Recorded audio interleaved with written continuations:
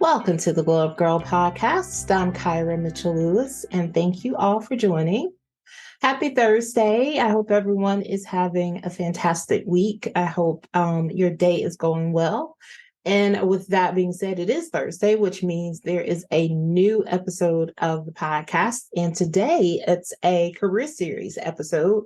It's been a while. So I'm really glad to be popping in today to chat with you. So the last time we talked about remixing your career. So whether it was the result of something beyond your control, or you just deciding to make a decision to do something different. We talked about some ways, an approach, and also some strategies, and also really talked about like what could be some reasons why you might be looking to do something different. So we talked about a few things, how if you decided to remix your career, some of the benefits, right? So just going to go through those really quickly here. Number one was reducing stress. I think we all want to live as stress-free lives as possible. And maybe if you're in a role, say you're in a role that is a leadership role, you might decide, maybe I want to just be an individual contributor. And, going from leading people, being responsible for a full team to an individual contributor can definitely reduce stress. Also, number two, you might look to change industries or fields. So that's another thing that you might do when you remix your career. Number three, you might decide to just pursue other interests. You may have had a side business, something that you enjoy, a hobby that you do on the side, and you're ready to dive into that full time. And then the last thing is you might be remixing in order to prepare for the next phases of your career or the next phases of life. All right. So after that, I gave you some strategies for remixing your career. So number one was watch your budget. Just make sure if you're going to be making a change in your life, it's no secret, right, that when you work somewhere, you make a certain amount of money, you're probably living to that salary and that amount of money. So if you're planning to take a job that maybe is a little less, or you're going to venture out into something different, you just want to make sure that you begin to plan a budget that is going to complement that new lifestyle or that new career or the new job that you're going to be taking. All right, number two, make sure you identify your strengths. We talk about this all the time here on Glow Up Girl. Just making sure you know the things that are unique about you and the things that make you the person that you are, and utilizing those strengths to help you to evolve, to help you get a job or the job, the project, the client, whatever it is that you are desiring. Make sure you know what you bring to the table. Number three, you could also be reintroducing your brand. I mean, we all know as people, we have a brand. So it's really important to make sure that you are able to put yourself out there in front of others, and that people know who you are, what you do, what you stand for. And it also really aligns to identifying those strengths, right? Because part of what your strengths are is a part of who your personal brand is and what it is. All right, number four, make sure you update the resume.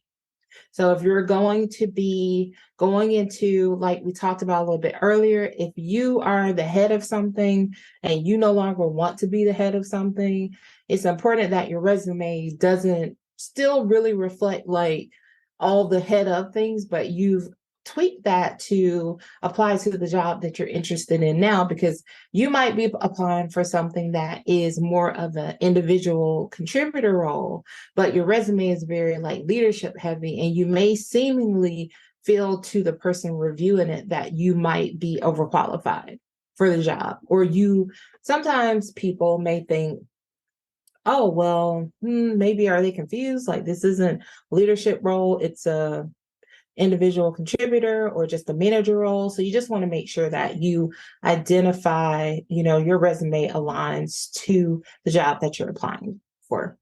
All right, number 5 is if you're currently in a company and you're saying, you know what, the next steps for me is really that I want to do this thing that I enjoy doing. I want to bring my side hustle to my full-time job, but I would still like to work with the company that I'm working with.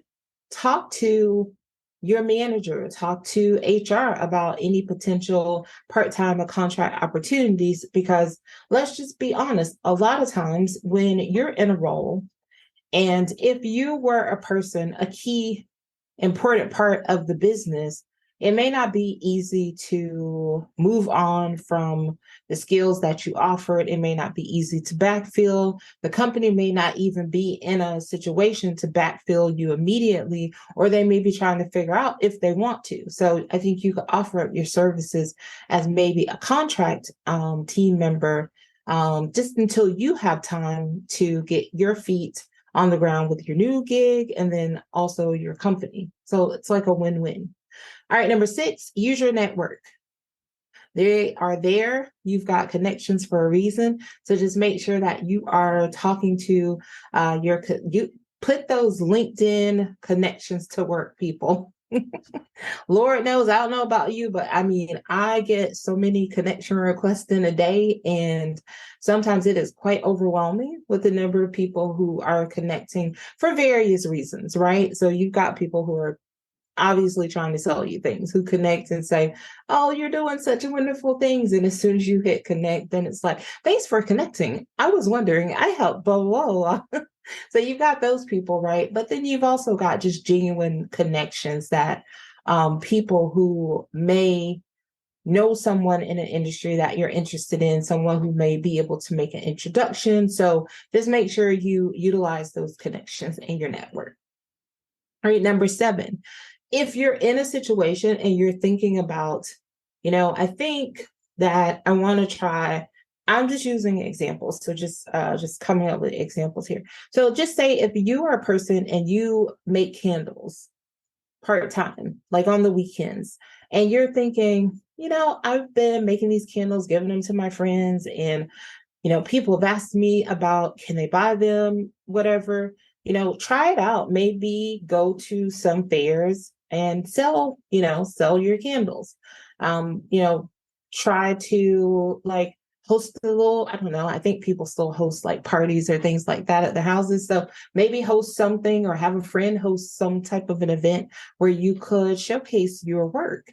So just try it out, if you're trying to figure out what that next step is, but you still have a job. So still got the job, but you can try that out on the side. All right. And then the last thing is just taking action. Like if you said you're going to do something, like do something.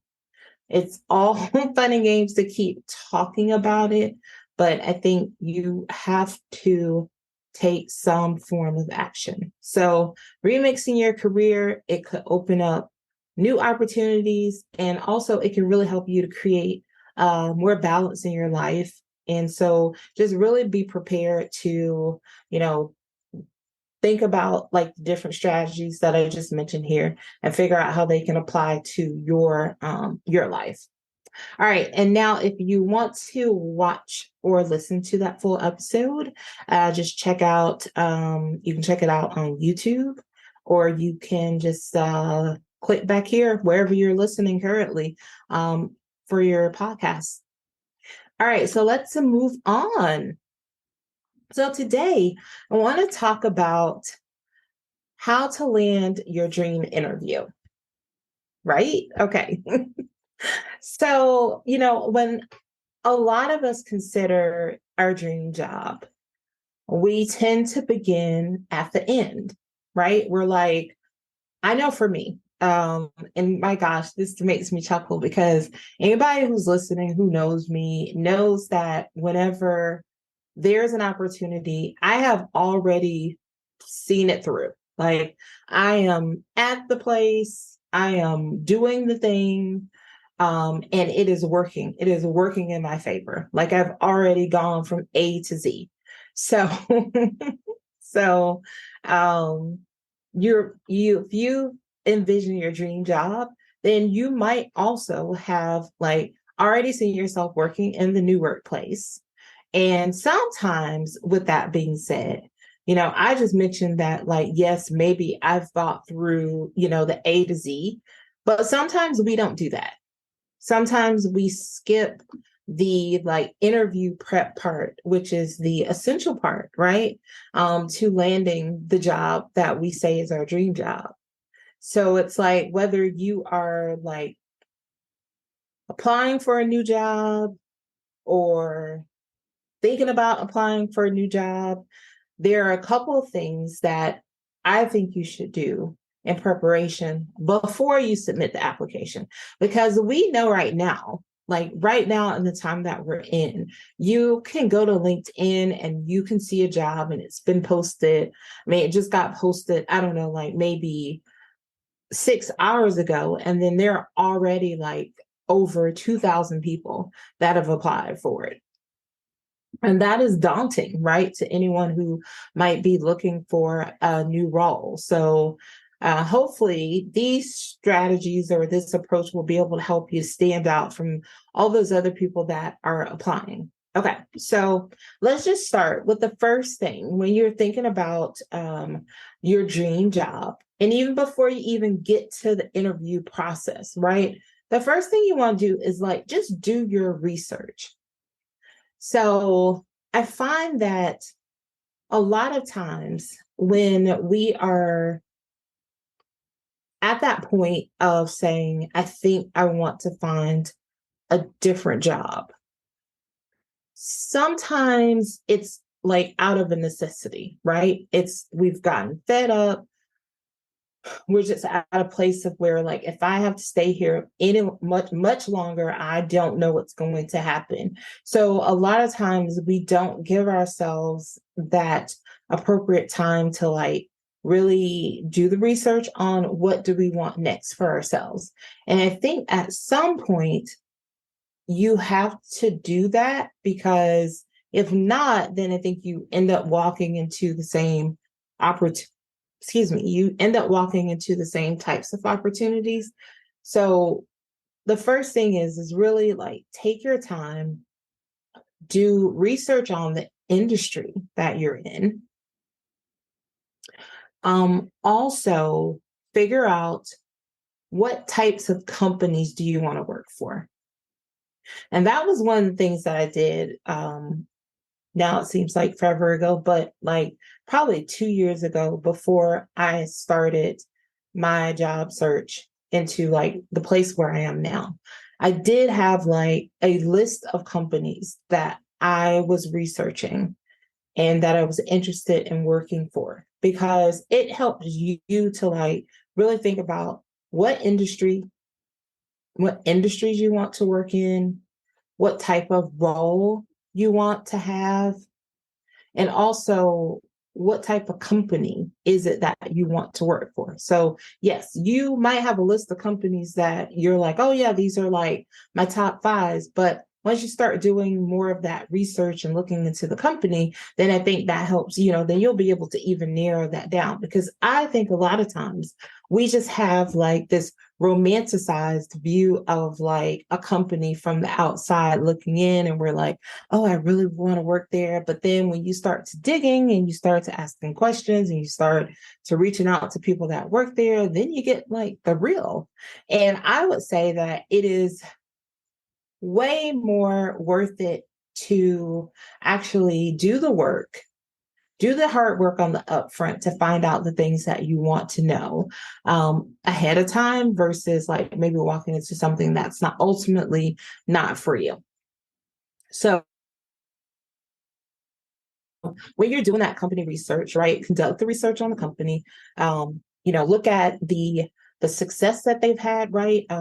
Obviously, yes, there's success as a company, but then also you really want to like peel back the layers even more to get to a place of, are there opportunities? What do opportunities look like for the people inside of the company? and you really, really, really, really want to dig. Like you want to get beyond just like the website page and the social media and the blogs and all those things that tell you who they say they are as a company. You want to find people that are either in the company now or people who have left the company. And I think we talked about this in a previous career series episode where about the interview process, right? And just making sure that you are digging a little bit deeper into like connecting, doing informational like one-on-ones with people who have worked there. Because while it seems like tedious, right? It seems like a job, right? Somebody you might be saying, "Oh, it seems like a job. Like I had to do all that, Kyra." Well, I think like you'll save yourself on the back end, right? I'd rather know there are companies that I've worked for that I wish I'd done more of that really like deep, almost like when somebody comes to deep clean your house, you want to do that type of research. Because you just want to understand how they operate and what kind of culture they really foster. Because, I mean, we all know words on the screen, beautiful photos, beautiful, like, people having fun in the photos, people like smiling, that's all like someone took those photos and someone selected those very photos to make someone looking at that page feel like that's a place that they want to be and a place where they can find and feel connection. But I'm sure a lot of you have worked long enough to know that sometimes that can be misleading. So I'm just really here to tell you, like, we just want to help try to like alleviate walking into a situation and the situation's not the way that it was sold to us. Right? Because, doing that deeper research, it will help you to get a closer connection with the knowledge, with um, connection with, and give you a lot of knowledge about the company. So also, this could very much benefit you when you do all of this work, right? When you do all the research. I mean, it's going to pay off in the end if you leave that informational or the research phase and you're like, still want to work there, then you're going to know lots of information to take into your interview with. So win-win, my friends. All right. So after you do the research, what do you want to do next, right? Next, you want to figure out, how do I create a winning, submission application? So you've done the research. Now it's time for you to go into action and say, I want to be able to showcase and highlight my skills, my experience, and then why I would be a good fit for this role and this company. So make sure when you're working on this, because Lord knows there are there are cover letters, and I know I hear all the time about how we hate cover letters. There's on Instagram, love it. I mean, I too hate a cover letter, just saying. And I don't think that I've ever, as a hiring manager, I don't think like I've ever saw someone's cover letter and thought, I'm going to hire that person because they had a cover letter and this other person didn't. Not for me. I mean, I think it's really just about like the experience and skill set. So I would just say, when you are working on your resume, make sure that, you are able to clearly and succinctly talk about your skills and your experience. And also something that I just mentioned earlier when we were talking about the remix to your career is just making sure that your resume reflects the role. Like it's okay to have a few different versions of your resume because it just is dependent upon the role. I mean, I feel like you can no longer have like a what do they say? I don't know, set it and leave it style like resume. I think you have to definitely be intentional about what's included for resumes and the specific jobs that you are applying for.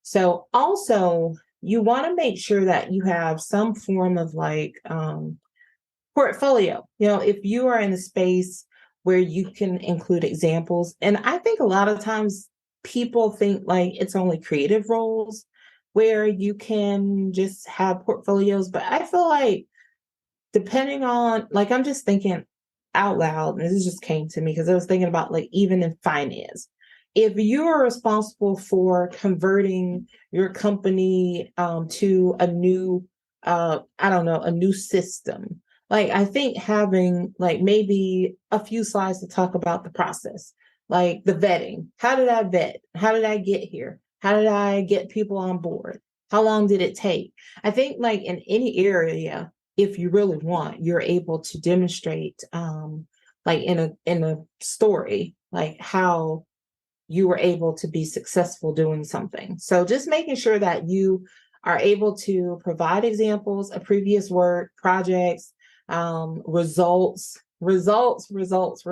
Like, we as hiring managers, we care about the results. We care that you care about data.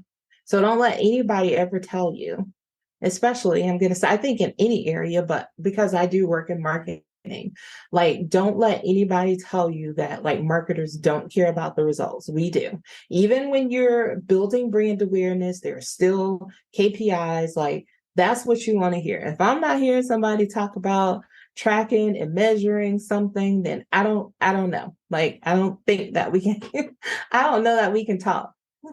We don't want to be ROI in the ground, because we know that's like, don't come here talking about the ROI, but do talk to me about key performance indicators. Okay.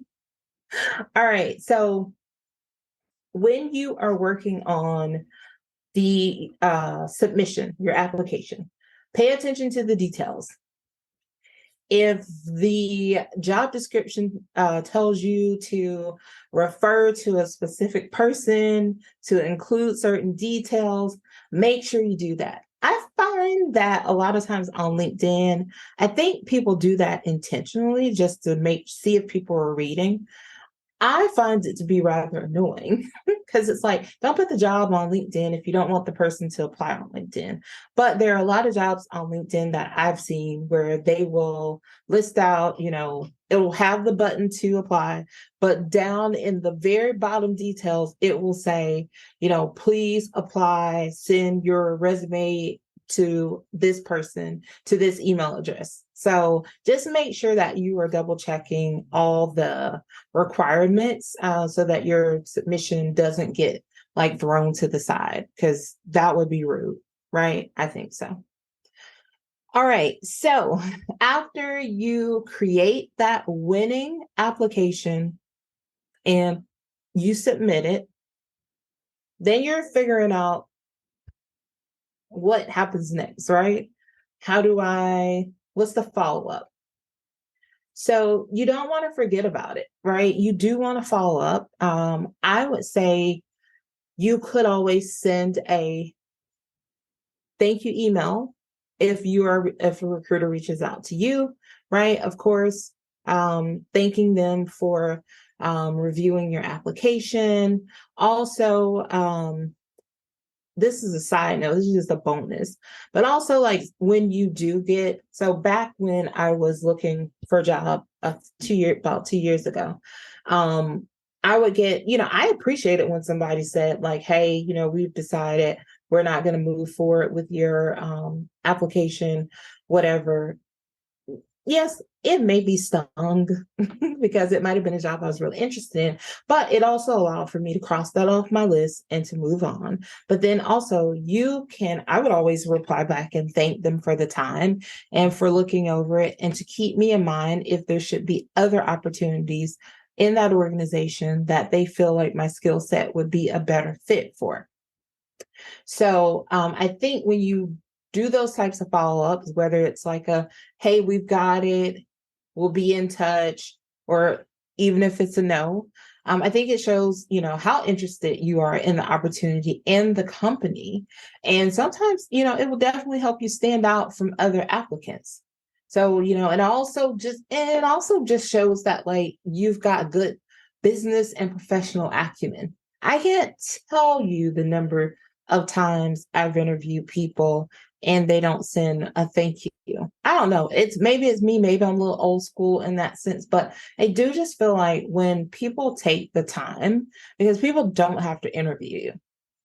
Like, yes, a company is looking for someone to fill a position, but I don't know about you, but as a person who's been interviewing for a while now, at this point in life, I just feel like it is tedious. It's a lot of work. It takes time on both sides. So, just as I really, really like to dedicate and give time to that person who I'm interviewing and thank them for taking the time to talk to us, then I do feel like, just sending that extra thank you and saying, I appreciate that you and whomever else on the team was able to spend some time helping me to learn more about the opportunity. Because I will tell you, friends, that I have heard from a lot of people that I work with that they do frown upon people who don't send the thank you after the interview. I've actually hired people that didn't send a thank you. Like I wanted them to, but they didn't, and I still hired them. But I've had some people that I've worked with who were like, no, because they didn't send a thank you. So I don't know how I feel about that. All right. Okay. So let's move on. After the follow-up, right? After the follow-up, um, and you're thinking we're moving in the right direction. You get a call, you talk to the recruiter, maybe you're getting set up for the hiring manager interviews.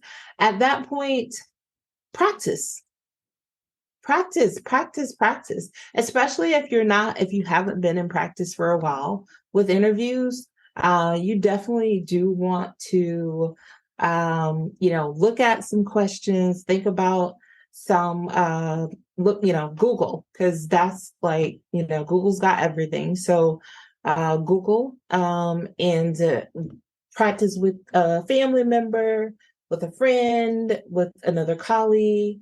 I remember doing this. I had a previous job with one of my former coworkers that was interviewing for a job, and he was like, "Oh, do you mind doing a practice interview with me?"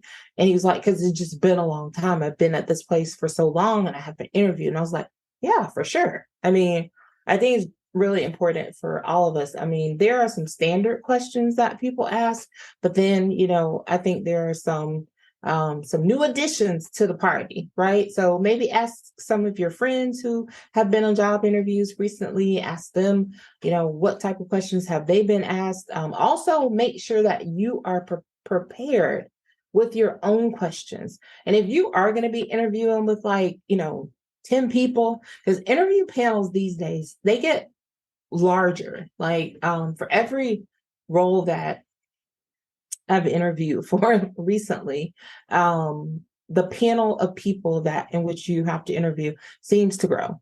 So you want to make sure that, once you know who the people are, you want to make sure that maybe you've got a question that applies to their area, or you're thinking of something when you're talking with them and they're discussing their role and how that role works with the role that you're applying for. You just want to make sure that you do have a question, because there's really nothing worse than interviewing somebody and you are like, "Oh, okay, well, so do you have any questions?" And they're like, "No, no, no, I think everything's been covered." I mean, I would just ask the same question that maybe I asked somebody else, but do have some question, bring something, to the table. It helps that person know that you're engaged in the conversation. Okay. All right. So those are those are the things that I would recommend that you do if you're trying to land your dream job. So let's just quickly go back. So number one is you want to do your research, do your industry research, and do your company research. So those are the first two things. The third is creating your winning application. So just making sure that you find a way to showcase and highlight your skills and your experience as it relates to that position, and also a way to showcase previous examples of your work, as well. The next thing is follow up on your application. So follow up, whether it's a yes for you or even if it's a no, you want to make sure that you send some type of communication just to close the loop. And then next would be last is prepping for that interview. So prepping by practicing, preparing yourself, getting your questions ready, going through like question and answers with someone in your household, your family, your friends, colleague, etc., whomever. But just making sure that you do some mock interviews to get yourself ready, especially if you haven't done it in a while. Now, if you're out there, you've been interviewing, you may not need to practice, right? But if you're someone who maybe you've been in another job for a significant amount of time and you just haven't had that practice as of late, you just want to make sure that you do that. All right. Okay. So that's it. That's it, my friends. I know. All right. So those are my keys. That's what I was trying to get to. Like I was a little tongue tied, I must say. I like my word, I was seeing it, but I couldn't get it out. And it was just back here in my head. Okay. All right. So those are the keys that I think you need to follow, in order to land your dream job. All right. So before I go, head on over to Glow Up Gyrl to access all of our previous podcast episodes. So you can get the career series and also the interview episodes as well. If you are not a member of our Patreon community, you can go there and you can get a Glow Getter membership. When you join the Glow Up Gyrl community, just remember you'll gain access to exclusive career tips, guidance, resources, and so much more. Maybe some behind the scenes stuff, maybe some thoughts that randomly pop in my head. I don't know. But either way, it's all designed to help you create a life and a career that you love. So whether you're starting out or you're looking to level up, our membership empowers you to reach new heights. All right. Always share your thoughts or topics with me. So if you were listening to this episode and you thought, I want to know, I'm having this issue, or I want to talk about this from a career standpoint, send me an email to hello@glowupgirl.com, or you can send me a DM on Instagram. We are at glowupgirl. Also, if you are listening on a platform where you can rate us or leave us a review, please do so. I love reading your reviews. They're so touching and just so awesome. And I really appreciate anyone who is listening out there or watching and you've taken the time to leave a review. Really, really appreciate that. Also, make sure you're sharing these episodes because sharing is caring. So if there's someone in your network, family that you're like, they may benefit from this information, please share. I want to thank you all. As always, thank you so much for taking time out of your day. And I was actually just thinking ahead here to the next career series episode. And I think we're going to follow this one up with, what to do after you're rejected in a job interview. Because let's just be honest, if we're being honest with each other as friends, that we don't always get the job that we interview for. And I think as much as it's like great to talk about what happens when we get a job and we start a new job, I think it's equally important to talk about what happens. How do we move on from a rejection from a job interview? And I actually have a really good story to go with that. That just came back to me. So anyway, friends, I hope that you all have a wonderful, wonderful rest of the day and a great weekend. And until next time, stay focused, fab, and glow up. Take care, everyone.